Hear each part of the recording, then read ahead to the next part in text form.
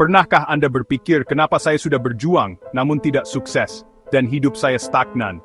Mengapa saya sudah mengikuti kata motivator, tetapi saya tetap tidak sukses? Bagaimana kalau kita biarkan logika, data dan penelitian berbicara?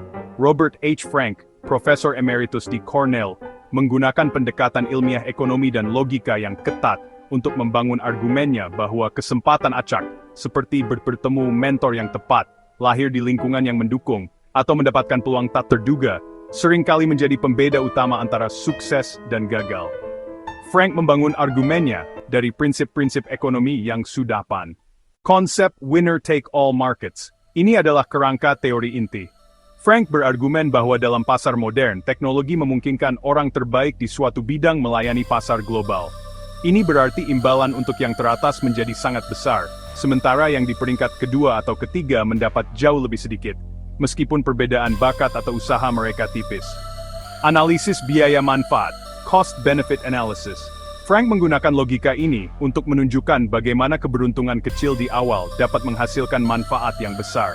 Seperti contoh pemain hoki, keberuntungan seperti lahir di awal tahun memberikan manfaat awal, seperti lebih matang secara fisik yang memicu siklus umpan balik positif bagi pemain, yaitu lebih banyak latihan atau perhatian pelatih, yang pada akhirnya menghasilkan kesuksesan yang tidak proporsional.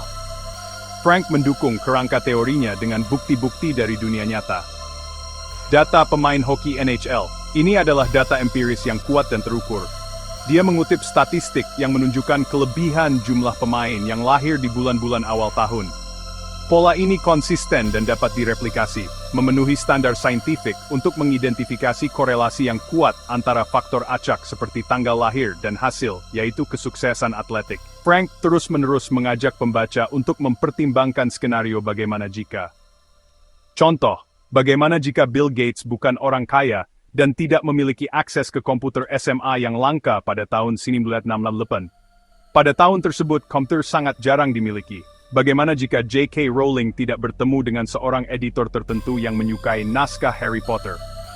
Nilai saintifiknya adalah pemikiran kontrafaktual memungkinkan kita mengisolasi pengaruh suatu variabel, dalam hal ini keberuntungan, dengan mempertimbangkan apa yang akan terjadi jika variabel itu dihilangkan.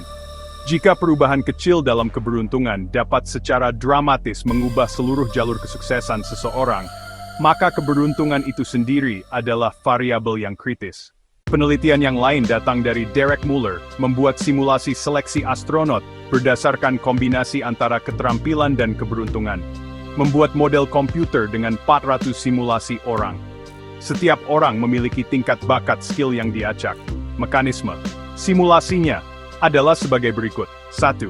Setiap orang mengalami 40 peristiwa acak dalam hidupnya mewakili keberuntungan baik dan buruk. 2. Jika seseorang yang berbakat mengalami keberuntungan, kesuksesannya akan berlipat ganda. Sebaliknya, kesialan akan mengurangi kesuksesannya. Hasil yang mengejutkan. Orang dengan tingkat bakat tertinggi bukanlah yang paling sukses. Individu yang paling sukses justru adalah mereka yang berbakat di atas rata-rata, tetapi terutama yang mengalami banyak peristiwa keberuntungan. Kesimpulan simulasinya adalah, meskipun bakat diperlukan, distribusi kesuksesan yang ekstrim lebih ditentukan oleh rantai acak dari peristiwa keberuntungan daripada oleh bakat maksimal. Kesimpulannya, keberuntungan bertindak sebagai katalis yang penting. Bakat saja untuk sukses hanyalah seperti bahan bakar yang berkualitas tinggi. Tetapi tanpa percikan api keberuntungan, ledakan kesuksesan yang besar mungkin tidak pernah terjadi.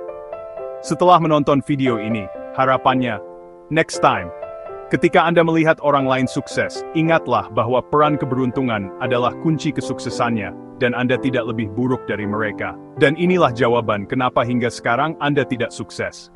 Kemudian jika ada orang sukses di luar sana mendengar video ini dengan mengetahui bahwa keberuntungan berperan penting bagi kesuksesan Anda, maka bukalah jalan dan tolonglah orang lain untuk bisa sukses seperti Anda. Dengan menghilangkan mitos bahwa kerja keras dan cerdas semata adalah kunci sukses, kita bisa membentuk lingkungan sosial yang lebih baik.